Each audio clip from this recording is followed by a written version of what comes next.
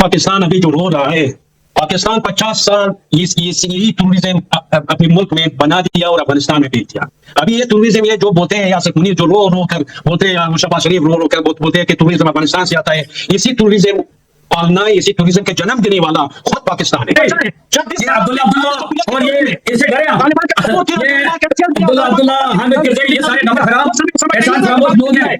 Nuclear power है, nuclear power है।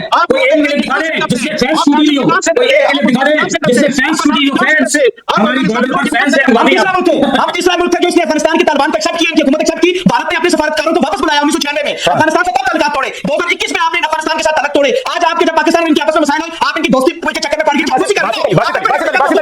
हमने 23 पोस्ट उनके हेडक्वार्टर के लिए आपके पास। आपको ईयू डिसइंफो लैब के मुताबिक इंडियन क्रॉनिकल जो फेक खबरें बनाने में माहिर है, वो तो आपको यूरोपीय यूनियन कहता है, हम नहीं कहते। आप तो कुछ भी खबर दे सकते हैं।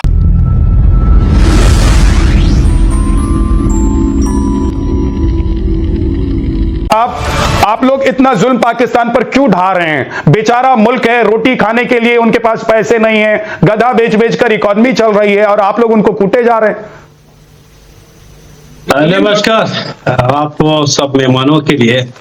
देखिए पाकिस्तान अभी जो रो रहा है, पाकिस्तान 50 साल यही टूरिज्म अपने मुल्क में बना दिया और अफगानिस्तान में भेज दिया। अभी ये टूरिज्म, ये जो बोलते हैं यासिर मुनीर जो रो रो कर बोलते हैं, शहबाज शरीफ रो रो कर बोलते हैं कि टूरिज्म अफगानिस्तान से आता है, इसी टूरिज्म पालना, इसी टूरिज्म के जन्म देने वाला खुद पाकिस्तान है। अफगानिस्तान की तरफ कोई नहीं, अभी कुछ नहीं। अभी तो मुनीर और शहबाज शरीफ एक प्रोजेक्ट के लिए काम कर रहे हैं अमेरिका के लिए। अभी जो आसिम मुनीर और शहबाज शरीफ अमेरिका गया, नया प्रोजेक्ट अमेरिका से ले लिया और अमेरिका से अभी बगराम लेने की बात है। आसिम मुनीर और शहबाज शरीफ और पाकिस्तान जो ईसाई शैतानी प्रोजेक्ट के तहत ये सब कोशिश कर रहे हैं कि अमेरिका का बगराम लेने में अमेरिका का मदद करे। इसलिए ये सब प्रोजेक्ट बना है, ये सब काम पाकिस्तान और ईसाई की तरफ से है। अफगानिस्तान कुछ नहीं, आजाद मुल्क है, टूरिज्म पालना। शेरज़ई साहब वो एक आजाद मुल्क है, आप उनके पड़ोसी हैं। आप इतना क्यों गुस्सा है, आप इतना क्यों कूट रहे हैं? हमने तो सुना है कि वहां पर कई पोस्ट पर आपने कब्जा कर लिया है, तो इनके जवानों को एकदम लेटा लेटा कर दौड़ा दौड़ा कर मारा है, भगाया है आप लोगों ने। और भी करेंगे, और भी करेंगे। अभी तक पाकिस्तानियों अफगानियों का ताकत नहीं देखा है। अगर हमारे पास टेक्नोलॉजी नहीं, ताकत और ईमान बहुत ज्यादा है, हमारे पास हिम्मत बहुत ज्यादा है। मोहब्बत की बात करते थे, वो कहते थे कि हमको तालिबान अच्छा लगता है, और आप कह रहे हैं कि और कूटेंगे और कूटेंगे। कितना कूटेंगे? कूट कूट के क्या चटनी बना देंगे? वो चटनी भी बनाएंगे। और साथ साथ ये मैंने पहले बोला, ये टूरिज्म पाकिस्तान का पैदावार है। जो कर किया है अभी, जो रोने के जरिए पाकिस्तान के लिए सब पाकिस्तान खुद बनाया, ये पाकिस्तान का पैदावार है।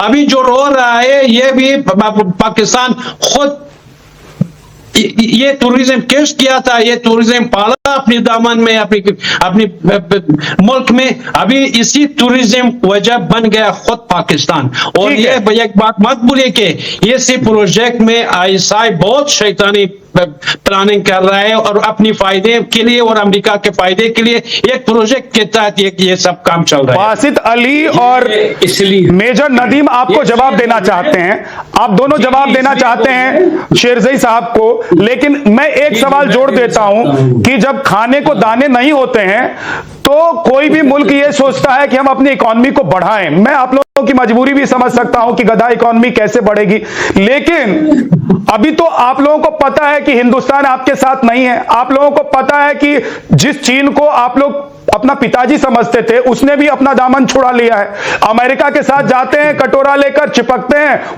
वो भी झटक देता है, मार देता है पीछे से लात। मेजर साहब कम से कम ये अपने भाईचारे को तो जिंदा रखते, इधर हमला करके अपने आप को और आप लोग कुटवा रहे हैं। देखिए, मैंने पहले भी प्रोग्राम में कहा था अपने भाई को कि ये अफगानिस्तान के नहीं है, ये तालिबान नहीं है, इनके पास कलमा तैयबा वाला झंडा नहीं है, ये नॉर्दर्न अलायंस के एजेंट हैं और इस वक्त ये भारत में बैठे हुए हैं और ये बात करते हैं ईमान की। तो ईमान का इनसे दूर तक ताल्लुक नहीं है, क्योंकि ये आरएसएस हिंदुत्व ज़हनियत के साथ बैठे हुए हैं और इनका लेकिन मकबरा मार तो भी आपको तालिबान ही रहा है ना, बनेगा। मार तो आपको तालिबान रहा है ना मेजर साहब। मेजर नदीम तालिबान ही मार रहा है कि नहीं मार रहा है, कि खुद आपके आर्मी के जवान एक दूसरे को मार रहे हैं? इजाजत दे दीजिए। इनका मकबरा भी किसी मंदिर में बनेगा। दूसरी बात, हम जो ये गधे एक्सपोर्ट कर रहे हैं ना, ये गधे आ रहे कूट रहा है तो अच्छा लग महसूस कर रहे हैं आप लोग, फक्र महसूस कर रहे हैं कि भाई हमने तो बड़ा किया, अब देखो बेटा बड़ा हो गया है तो कुएं में धकेल दे रहा है।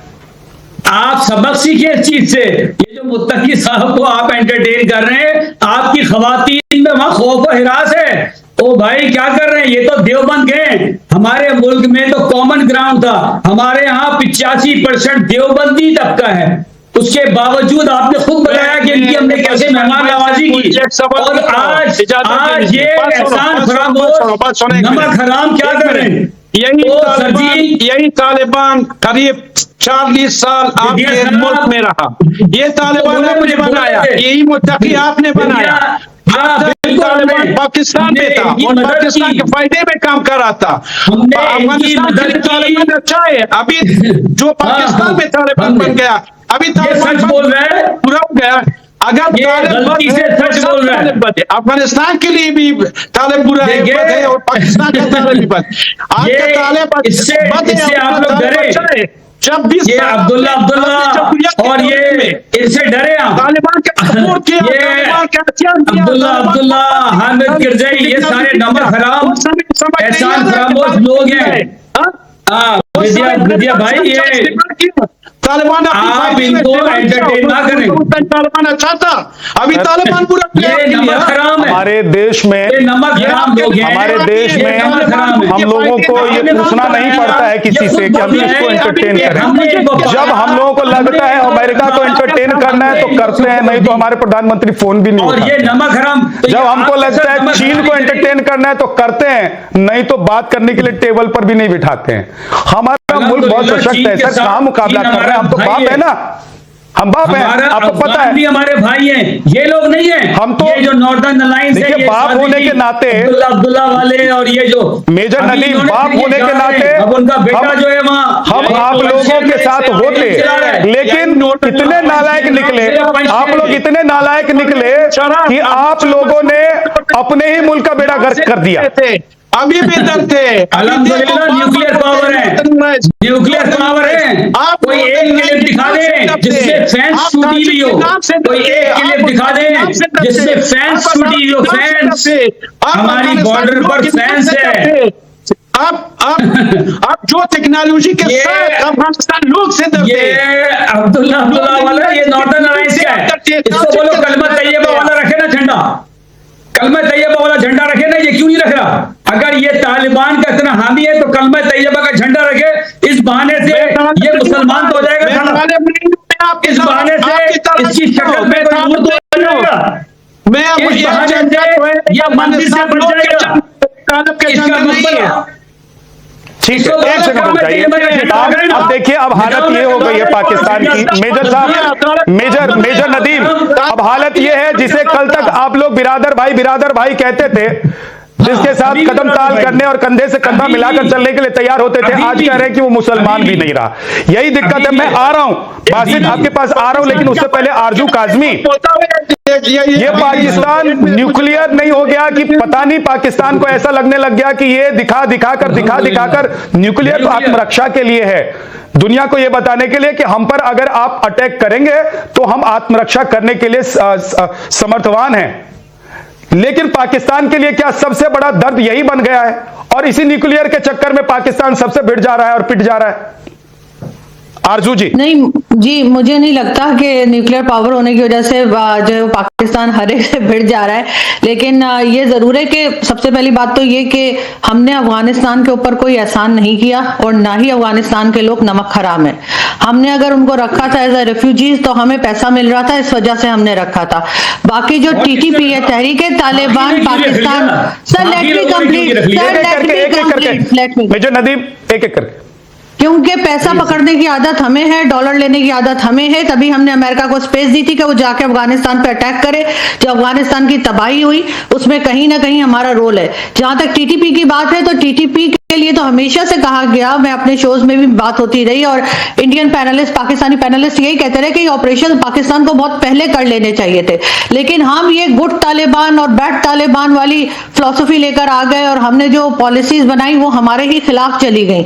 साथ इन्होंने डायलॉग भी किया है, इन्होंने पैसा भी दिया है टीडीपी को, इन्होंने हथियार भी दिया है, उसके बाद आप देखेंगे वो आराम से बैठ जाते हैं, उसके बाद फिर दोबारा शुरू हो जाता है। इसीलिए तो ये एक तो लाइन वही में मैंने बात है पूरी कि पाकिस्तान की कहानी कह दी थी, पाला है इन लोगों को, तो आप ये शुरुआत गले में ही पड़ रहे कि हैं।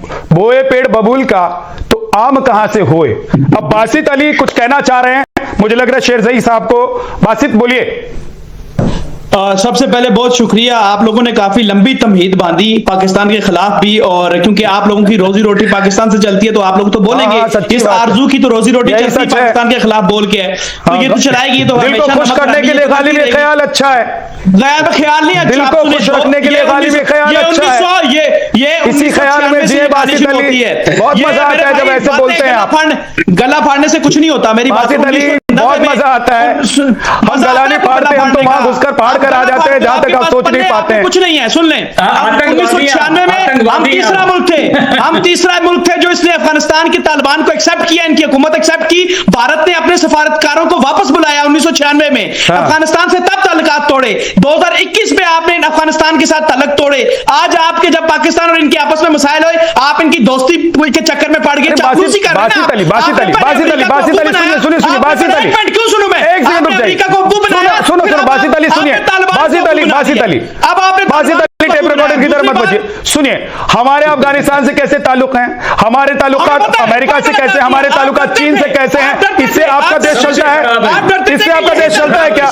ले जाएं। अरे बासित अली, इससे आपका देश चलता है क्या? कर दें, आप डरते थे कि ये तालिबान पाकिस्तान, मैंने पहले कह दिया कि दिल को खुश रखने के लिए गालिब ख्याल अच्छा है, लेकिन एक चीज बताइए, हमारे पाकिस्तान से ताल्लुकात कैसे हैं, इससे डिसाइड होगा कि आप और हम कैसे बात करें, या हमारे अमेरिका से, अफगानिस्तान से, चीन से, नेपाल से ताल्लुकात कैसे हैं, इससे आप डिसाइड करते हैं कि आपका पाकिस्तान कैसे चलेगा। आबादी कंट्रोल करें, आप अपने मुल्क की आबादी कंट्रोल करें, आपके रकबे से ज्यादा आपकी आबादी हो चुकी है। मेरी बात सुनो बासित अली, मेरी बात तो सुनिए, मैं कह रहा हूं हिंदुस्तान की आबादी से आपका देश चलेगा। अरे क्यों, आपको क्या, आपका देश, अभी आप अफगानिस्तान वाले आपको ठोक रहे हैं, नहीं, अफगानिस्तान वाले आपको ठोक रहे हैं, हमने 23 तालिबान आपको ठोक रहा है, उनके हेडक्वार्टर, उसके लिए कुछ है आपके पास? आप तो EU डिसइंफो लैब के मुताबिक इंडियन क्रॉनिकल जो फेक खबरें फैलाने में माहिर है, वो तो आपको यूरोपीय यूनियन कहता है, हम नहीं कहते। आप तो कुछ भी खबर दे सकते हैं। आपको यूरोपियन यूनियन क्या कहता है बताइए? इस तरह की बिठा के आपको यूरोपियन यूनियन क्या कहता है?